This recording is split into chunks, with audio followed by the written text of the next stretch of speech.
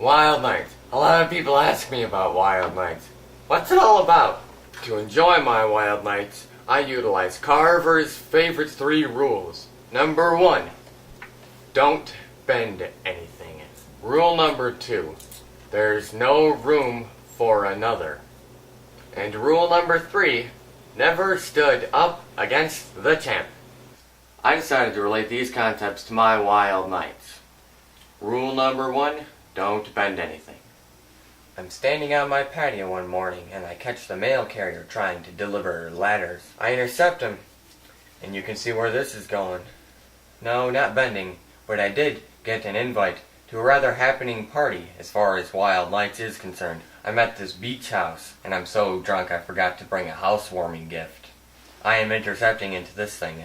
I'm a dodger by heart. I'm sneaking around this and that. Finally I see her, this beautiful lady. She's real tall, rather tall. I just dialed into her. She wants me to help her file these papers, which I'm generally pretty good at. I was trained in it. But you know how inebriation leads us. I creased the whole brigade. That party went on for 3 weeks. I left in 3 minutes, tired and disillusioned. Now, on to rule number 2. There's no room for another. We decided to take a travel to the southern part of the city one night to hit up the clubs and whatnot. Mostly interested in the blinking lights, I think. My buddy Darton is a really buddly guy. He takes on a life of his own when he's in charge. We were pushing around this caravan really hard. It was exhausting. Along the way, we decided to pick up a few extra guys. Now, Darton has a really nice car and all, but Wild Nights usually tends to ignore that. His car is packed to the brim.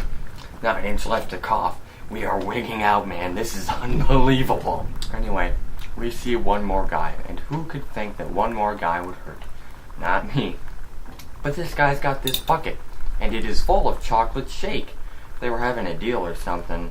Bring in whatever you want, and we will fill it with shake. This guy thought they would have a top or a travel cruiser type thing to put his shake in. People, seriously. He packs in, and the seams burst. The air starts coming in, and the vacuum of space is just ripping us apart. And the whole time, Darton is screaming, "Keep that chocolate shake off of the upholstery! Keep that chocolate shake off of the upholstery!" Sup, y'all? Rule number 3. Never stood up against a champ. This can be applied to all things in Wild Nights. A strange letter deposits me in rural Massachusetts one fine evening. It was a little breezy, but overall it was a nice night. I had been summoned here for a purpose. Wild Nights was calling me.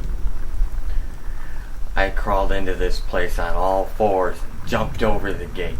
I'm walking inside, and I start to hear these shouts. "He's here! He's here!"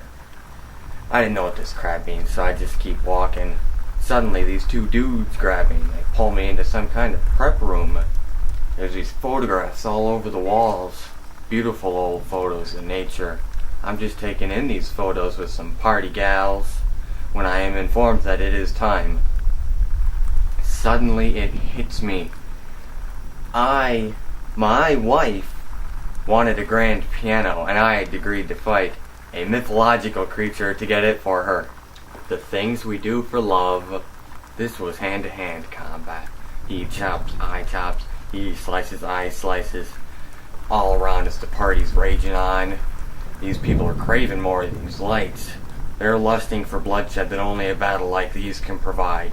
They're slurping down their mixed drinks like a vampire slurps down blood. This creature has all these tentacles and a whole bunch of eyes, and is rather gruesome looking. I decided that direct confrontation wasn't going to work, so I'm left to devise something else. I'm just woodshedding around this idea, and I realize for the perfect opportunity. He chops, I dodge his attack, and he stupidly hits a power line behind me and is electrocuted. His body explodes, and I'm just wigging out, and his blood is spraying everywhere, and these people are cheering at this poolside success. I got blood on my suit, and my wife was dead. So I am playing Omega Boost on the PS1 with Michael McDonald.